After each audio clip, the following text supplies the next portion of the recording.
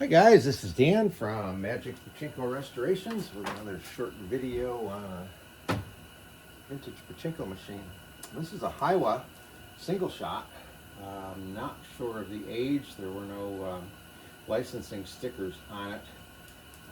This is probably from the late 60s, I would say. A lot of metal on the back of this machine when you see it. Heiwas were kind of known, I think, for this big metal piece in the front and the blue.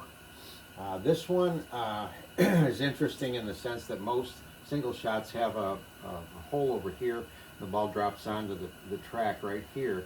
This one has a little thing right here. I'm using a new phone, and I'm not sure of the settings, so bear with me on this video. But this is where the balls go in. Kind of interesting. And another thing that I found kind of interesting on this one was that behind this metal plate is a piece of wood. It's usually a plastic piece or more metal, but this was wood, unfinished wood, of course. So I sanded it and polyurethaned it. And then originally there would have been a piece of glass in here for seeing the jackpot, so I put plexiglass in there, replaced the original plexiglass. It cleaned up quite well. This is all aluminum down here, so that all brushes out and cleans up. Now, interesting, on this particular piece, when it came off, some of the blue, this is actually clear plastic, and the blue is been painted on the backside. And when this came off, some of the blue stuck to the wood and created no blue. So I thought, well, I guess I'm going to have to repaint that. And unfortunately for me, the blue paint I had didn't quite match the original paint. So I spent about an hour scraping off on the back side of this clear plastic all of the blue paint, so that when I painted it, it came back to being a consistent blue color. So it came out quite well. Everything else, the original spinners on it were in really rough shape, and I didn't have a set that was the same, so I talked to the owner, and this is not the original. It's not the original playfield because I replaced it, but it's not a copy of the original playfield. This is one of the Japanese block art playfields that Bill Cardwell has. So to then say, okay, the spinners, even the old spinners, didn't really match the background. So I gave the customer a choice of some different spinners that I had, and those are the ones that he picked. So it came out looking pretty nice. Anybody that's looking at a restoration for these machines and worrying that it's going to not look the way I was used to it looking 50 years ago, we can talk about that, but I don't do a heck of a lot to the front frame. It's clean. There's no smoke residue or dirt or rust on it anymore. It's all clean, but it still has a little bit of the distressed look. Unless it's really, really bad, I just leave it alone. I clean it. So again, you still have a look of something that is definitely 50 plus years old, but yet it looks good. It's clean and well functioning. So let me turn this around. These machines are definitely a challenge. These are certainly not something I would recommend for your first attempt at a restoration.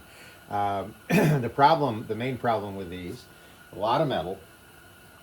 This had been tipped over and all bent up, so it's kind of a pain to have to try to reform the metal back to its original shape.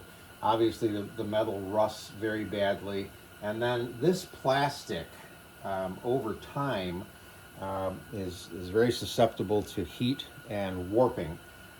This stuff was okay. This piece down here, the dust cover, was not. It had warped in, so I had to spend some time with a heat gun bending it back out because it has to cover, but yet there's a lot of moving parts right in this area.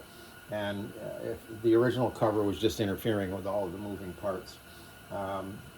Moving parts, yes, there's a lot of them down in here. This is a very complex mechanism down in here. like I said, it's not something you want to tackle if you're new to pachinko restorations. This is a little bit different. If you overlaunch a ball, it would come down and drop into actually a pay pocket, and then this coil spring would take it and give it back to you.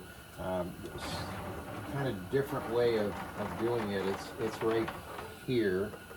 Normally it's down lower and it just drops down into the tray and comes back. So this had been held on by this brass clip because it needs to be out of the way of the moving parts, and it was a solder joint that had just popped free, so I had to resolder that to keep it out of the way. What else did I do to this thing? Yeah, did that. The metal's all clean now. It goes into my sonic cleaner with Evapo-Rust, and then I used clear coat on all of the metal to keep it from rusting. It'll probably rust again eventually, but for the time being, it looks pretty good. There is some brass in here. Sometimes these pieces are brass, but this was all tin. The jackpot is brass, so again, that all gets cleaned and polished. So I was a little hesitant about this machine actually going to be able to work. I was kind of scared to death of it. But lo and behold, I put balls in it, and it works just fine, which is a good thing. So when you go to set this particular machine up, over here is the ball dump. So when this is open like that, these fingers that are here that block the path of the balls in the jackpot lift up out of the way, and the balls will then go all the way across, down, and out into the little bucket over here. The only time you need a bucket here is if you're going to empty the machine. The losing balls come back into the machine, so you have to worry about that. So when you go to set this up, you want to make sure that these two things are closed, so that those fingers are in front of the end of the jackpot there. That'll keep the balls right there. Okay, so now you're going to load it up. And with any pachinko machine, they're all basically the same. When you put balls into a pachinko machine, they're going to run down through the chutes and they're going to end up in the jackpot. On a Model A, the jackpot's down here. On a Model B, the jackpot's in the middle. But the concept is the same. You have to fill the entire system with plenty of pachinko balls for the machine to be functional. So we've got this closed up the way it should be. So the flow is upper hopper, upper feed chute, turn around, lower feed chute, drop down into the recycling chute or tray, down a double chute into the jackpot, and that's where they'll stop. So even if I just put a single ball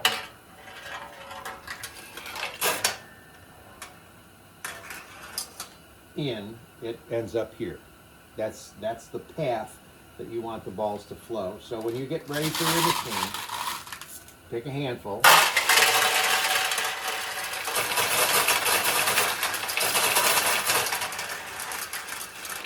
And they should all flow down and start to fill up your jackpot chamber. Now this particular machine does not have a ball out light. It does have a jackpot light. So we'll plug the wall transformer in and power up the jackpot light. The switch for the jackpot light is right here, and it's tipped by right there. And that's not quite far enough, is it? There it goes. Come on. Oh, all right, I got to adjust that switch just a little bit. So that switch should come on like that. Should be okay. All right. So that's the seesaw tipping and making the jackpot switch, and that's all there is on this one. So we know we've got a good flow of balls.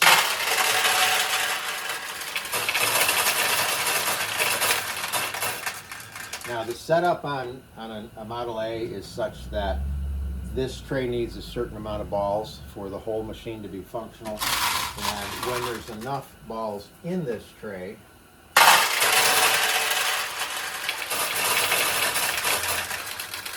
then there's a weight shift that closes this and keeps the balls at this point.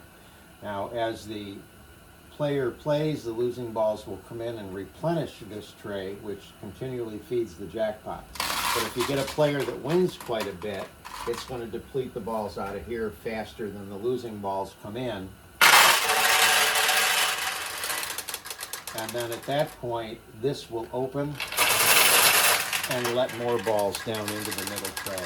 So now that we know the flow of the balls is correct,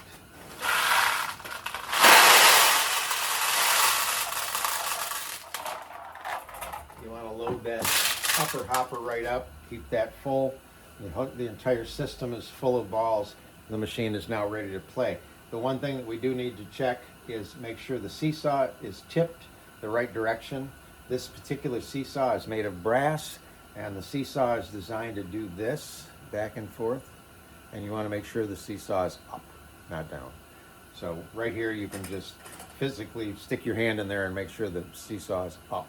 So the way that this works is a winning ball gets captured in this area. It rolls down to the end of the seesaw. The seesaw will then tip, let the ball roll out. It'll drop down and hit the end of the jackpot arm, which pushes the jackpot down, and that will tip the jackpot holder and let the 14 balls out to the front of the machine, and then the whole system resets itself. Okay? So let's get this turned back around. And we'll see how well she plays. Okay, so this, I kind of like this. This is nice. You drop one in, it goes right onto the launch ramp, and then you launch the ball. Okay.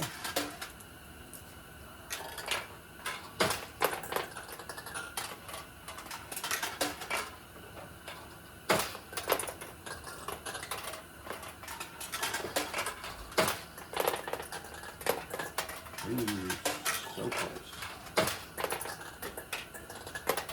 This is actually easier to put the balls into than just an open hole because of the little chute.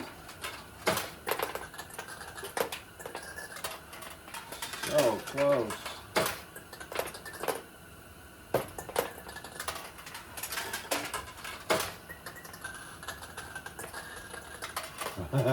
Okay, so keep in mind that these machines weren't designed for you to win a lot, just enough to keep you happy.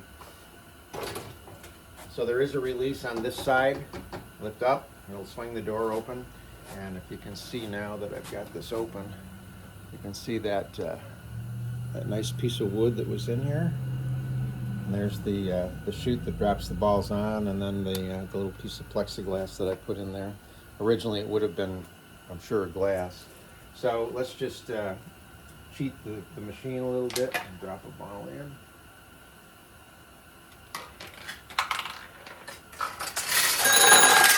And there's a win. Okay. Over here. And then you can see, I don't know if you can see it in the video, but the jackpot is filling back up again. This probably should have a piece of plexiglass in there. I'll have to check that out. Okay, so that's the working of the machine. Let's see if we can get one the real way.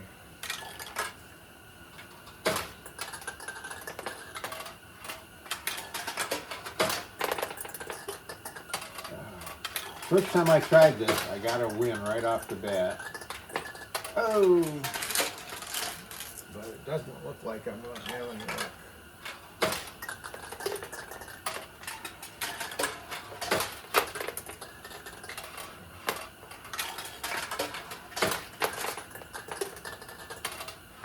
Now the Model A's are not very susceptible to jamming at all, unlike the Model V's, which can jam.